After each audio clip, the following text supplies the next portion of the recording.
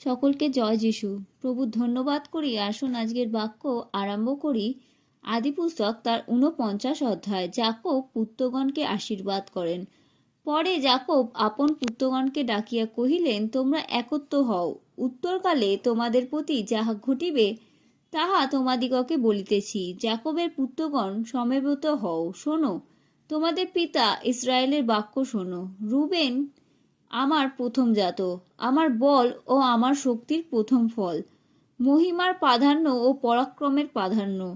তুমি তপ্ত জলবৎ চপ্পল, তোমার প্রাধান্য থাকিবে না, কেননা তুমি আপন পিতার শয্যায় গিয়াছিলে, তখন অপবিত্র কর্ম করিয়াছিলে, সে আমার শয্যায় গিয়াছিল।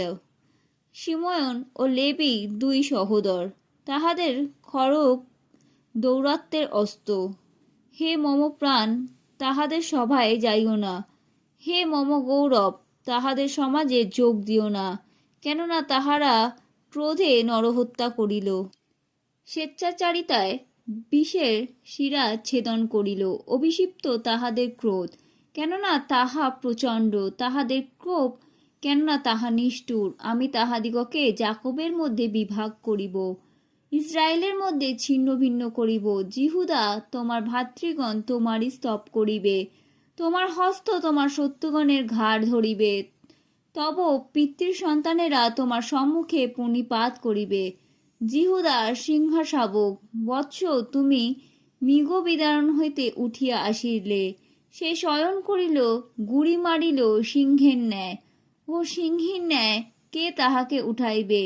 জিহুদা হইতে রাজদণ্ড যাইবে না, তাহার চরণ যুগলের মধ্য হইতে বিচারদণ্ড যাইবে না, যে পর্যন্ত শিলো না আইসেন। জাতিগণ তাহারই আজ্ঞাবহতা স্বীকার করিবে। সে দাক্ষালতায় আপন গর্ধব বাঁধিবে, উত্তম দাক্ষালতায় আপন খড়শাবক বাঁধিবে। সে দ্রাক্ষারসে আপন পরিচ্ছদ কাচিয়াছে, দ্রাক্ষার রক্তে আপন কাপড় কাচিয়াছে। তাহার চক্ষু দ্রাক্ষারসে রক্তবর্ণ, তাহার দণ্ড দুগ্ধে শ্বেতবর্ণ। সুবলন সমুদ্রের তীরে বাস করিবে, তাহা প্রত্যাশয় তীর হইবে। সিদন পর্যন্ত তাহার সীমা হইবে। ইশাখার বলবান গর্ধব, সে খোয়ারের মধ্যে শয়ন করে। সে দেখিল বিশ্রামস্থান উত্তম, দেখিল এই দেশ রমণীয়, তাই ভার বইতে কাঁধ পাতিয়া দিল, আর করাধীন দাস হইল। দান আপন প্রজাবৃন্দের বিচার করিবে, ইসরায়েলের এক বংশের ন্যায়। দান পথে অবস্থিত সর্প, সে মার্গে অবস্থিত ফণি, যে ঘটকের চরণে দংশন করে, আর তদারূপ ব্যক্তি পশ্চাদে পতিত হয়। সদাপ্রভু, আমি তোমার পরিত্রাণের অপেক্ষায় রহিয়াছি। গার্ধকে সৈন্যদল আঘাত করিবে, কিন্তু সে তাহাদের পশ্চাৎভাগে আঘাত করিবে। আশের হইতে অতি উত্তম খাদ্য জন্মিবে, সে রাজার উপদেয় ভক্ষ্য যোগাইয়া দিবে। নপ্তালি উন্মুক্তা হরিণী, সে মনোহর বাক্য বলে। যোসেফ ফলবান তরুপল্লব, জলপ্রবাহের পার্শ্বস্থিত ফলবান তরুপল্লব, তাহার শাখা সকল প্রাচীর অতিক্রম করে। ধনুর্ধরেরা তাহাকে কঠোর ক্লেশ দিয়াছিল, বানাঘাতে তাহাকে উৎপীড়ন করিয়াছিল, কিন্তু তাহার ধনুক দৃঢ় থাকিল, তাহার হস্তের বাহুযুগল বলবান রহিল। যাকবের একবীরের হস্ত দ্বারা, যিনি ইসরায়েলের পালক ও শৈল, তাহার দ্বারা, তোমার পিতার সেই ঈশ্বরের দ্বারা যিনি তোমাকে সাহায্য করিবেন, সেই সর্বশক্তিমানের দ্বারা যিনি তোমাকে আশীর্বাদ করিবেন, উপরিস্থ আকাশ হইতে নিঃসৃত আশীর্বাদে, অধবিস্তীর্ণ জলধি হইতে নিঃসৃত আশীর্বাদে, স্তন ও গর্ধ হইতে নিঃসৃত আশীর্বাদে।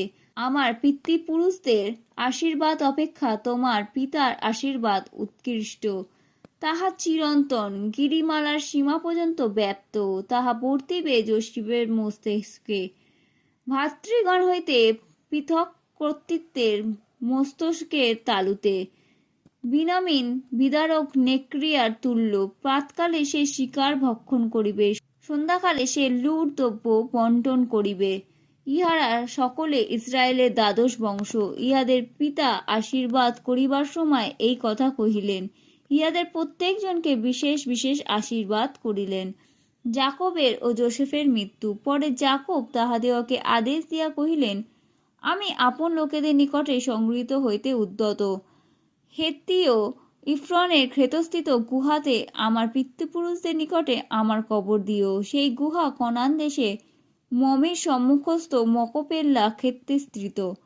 অব্রাহাম হেতীয় ইফ্রনের কাছে তাহা কবরস্থানের অধিকার জন্য কিনিয়াছিলেন। সেই স্থানে অব্রাহাম ও তাহার ভার্যা সারার কবর হইয়াছে। সেই স্থানে ইসাকের ও তাহার ভার্যা রিবিকার কবর হইয়াছে, এবং সেই স্থানে আমিও লেয়ার কবর দিয়াছি। সেই ক্ষেত্র ও তাহার মধ্যবর্তী গুহা হেতের সন্তানদের কাছে কেনা হইয়াছিল। যাকব আপন পুত্রদের প্রতি আদেশ সমাপ্ত করিলে পর শয্যাতে 2 চরণ একত্র করিলেন ও প্রাণত্যাগ করিয়া আপন লোকেদের নিকটে সংগৃহীত হইলেন।